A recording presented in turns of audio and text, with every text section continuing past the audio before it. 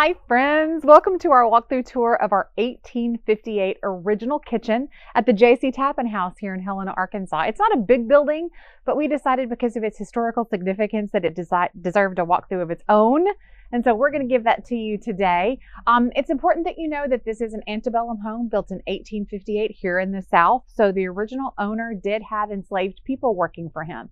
This house itself was not a plantation house. This is a suburban villa. This is his townhouse, but he did have enslaved people who lived here and worked here during his time that he lived here before the Civil War. We will be using this building as a living history museum, honoring the stories of those enslaved peoples who lived here and worked here for the Tappan family. So come on in, let me give you a little bit of a look at where we're starting with this property, but we have a long way to go with it. One of my favorite parts of this building is its original 1858 doors. It still maintains both of its original doors. And I don't know about you, but I would live in this building alone just for this front door. So come on in, let's take a look and see what we're starting with.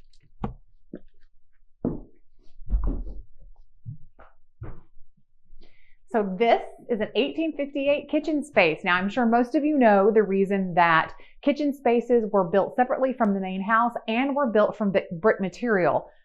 Meals were cooked on an open fire. So this is the original 1858 fireplace, and all of the family's meals would have been prepared on this open flame fire when the home was first built. So obviously when you're dealing with large open fires, the chance of sparks leaping and fire starting was very high. So containing the kitchen in a separate building away from the house protected the house both from the heat of the cooking, but also from the potential for fire. So while the main structure of the house is wood clad, this structure is brick. So again, if we have a fire in this building, hopefully the fire wouldn't destroy the entire structure, that the shell could be maintained and then rebuilt around it. So this is where the day-to-day cooking would have been. So our plan long-term is to set this back up as a functioning 1850s kitchen would have been, to show all of the tools and instruments and implements that would have been used in this space by the enslaved peoples who worked here day in and day out to prepare the food for the Tappan family.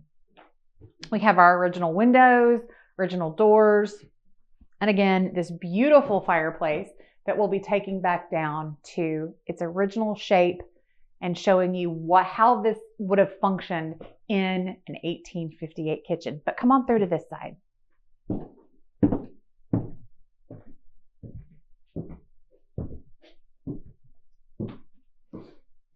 So these are the living quarters for the ladies who this would have been the living quarter for the head cook. This would have been her personal living space. Now, we had a tornado here in Helena last March, and we lost a huge tree which fell on the original kitchen. You can see that it's actually causing some cracking here in this brick wall. The tree is still sort of laying on the building. It's causing cracking here in the brick wall. We have a hole in the ceiling. So first order of business is getting that tree removed and taken care of. We're actually going to be doing that this week while we're here in town, and getting the building structurally secure. Once the building is structurally secure, we're going to turn this space back into a representation of the living quarters of the enslaved woman who lived here and was in charge of the kitchen staff, and all of the meal preparation that took place for this family for the first few years that they got to live here before the Civil War began.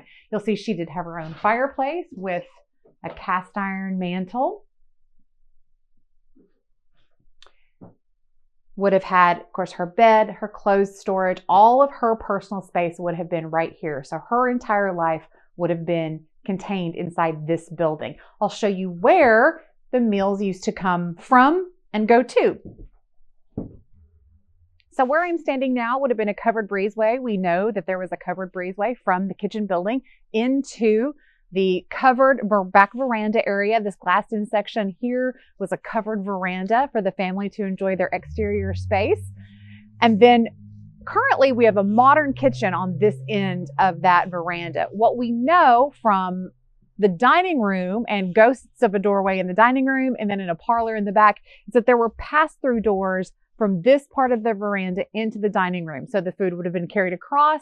There would have been a small preparation space for that food to be plated and prepared. And then it would have been passed through those open doorways into the dining room where the family could have enjoyed their meals without having to suffer from the heat of the kitchen to get their delicious foods brought into them. So there is a little bit of a tour of a very, very historically significant building. There are very few of these antebellum separate kitchens standing, and even fewer that are in this kind of meticulously saved condition. We're very, very excited about this building. Again, we would have bought this entire property just for this building. So we can't wait to get it restored, and we can't wait for you to come see it.